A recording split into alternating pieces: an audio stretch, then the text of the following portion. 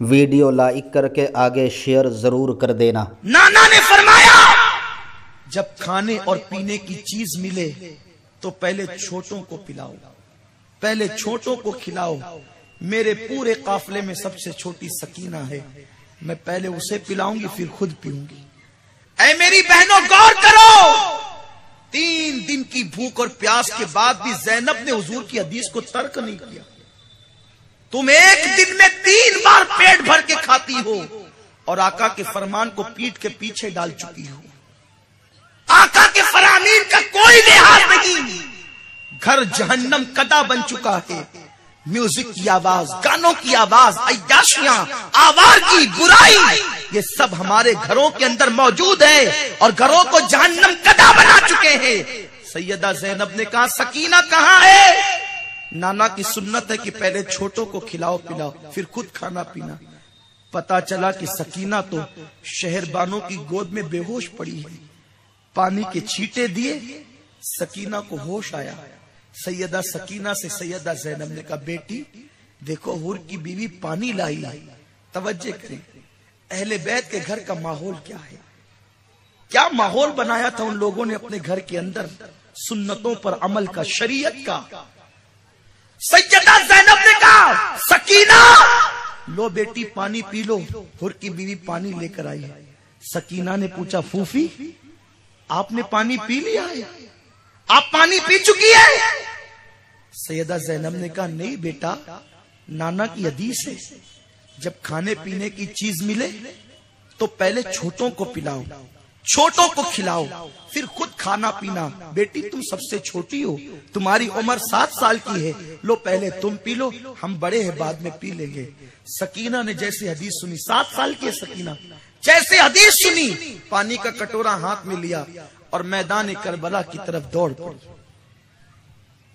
ننھی سی سکینہ چھوٹی سی بچی ہے، نانا کا فرمان سنا، پانی پیا نہیں، کربلا کی طرف پانی لے کر دوڑ پڑی۔ ام کلثوم جو سیدہ زینب کی سگی بہن ہے اور سیدہ زینب دونوں پیچھے دوڑ پڑی۔ بیٹی کہاں جا رہی ہو؟ بیٹی ادھر لاشیں کہاں جا رہی ہو؟ جب سیدہ سکینہ کو گود میں اٹھا لیا اور زینب نے پوچھا بیٹی کہاں جا رہی ہو؟ سکینہ کہتی ہے پھوپھی آپ اتنی جلدی بھول گئی، نانا کا فرمان ہے نا کہ کھانے پینے کی چیز ملے تو پہلے چھوٹوں کو کھلاؤ پلاؤ۔ پھوپھی میں تو 7 سال کی ہوں نا، میرا بھیا اصغر تو 6 مہینے کا، میں اصغر کو ڈھونڈتی ہوں تاکہ پہلے اصغر کو پلا کر خود پانی پیوں تاکہ میں نانا کی سنت پہ عمل کر سکوں۔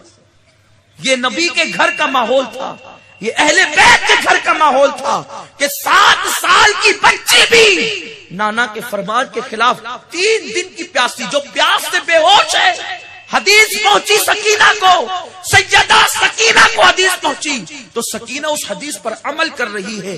یہ ہے ان خواتین کا حال۔ اس کے بعد وہ قافلہ صبح ہوئی، صبح کے وقت وہ قافلے پر ایک عجیب آفت آئی۔ جب سورج نکلا ہے تو ایک عجیب قیامت لے کر نکلا۔ جب اب تک جن بیویوں کی دوپٹے چھینے تھے اب ان کے ہاتھوں کو بھی باندھ دیا گیا، ان کے پیروں میں بیڑیاں ڈال دی گئی۔ یہ شیعوں کی روایت نہیں ہے جو میں کہہ رہا ہوں، اعلیٰ حضرت نے جس کتاب کی تصدیق کی ہے اس میں لکھا ہوا ہے۔ ان بیویوں کے ہاتھ میں ہتکڑیاں ڈالی گئی، ان کے پیروں میں بیڑیاں ڈالی گئی۔ وہ بیمار جس میں چلنے کی طاقت نہیں تھی اس کے گردن کے اندر توق ڈالا گیا، اور اونٹوں کی ننگی پیٹھ پر بیویوں کو بٹھایا گیا۔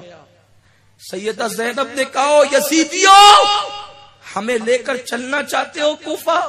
ایک شرط پہ میں چلوں گی کہ مجھے حسین کے لاشے کے قریب سے لے کر چلوں۔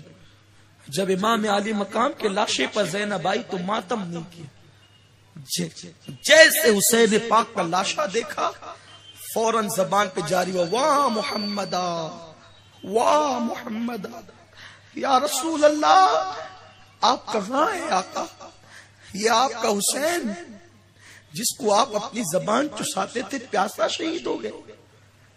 یہ آپ کا حسین جس کو عید کے کپڑے میسر نہیں ہوتے تو آپ جنت سے جوڑے منگواتے تھے اس کے لیے، آج اس کو کفن بھی نہیں ہے۔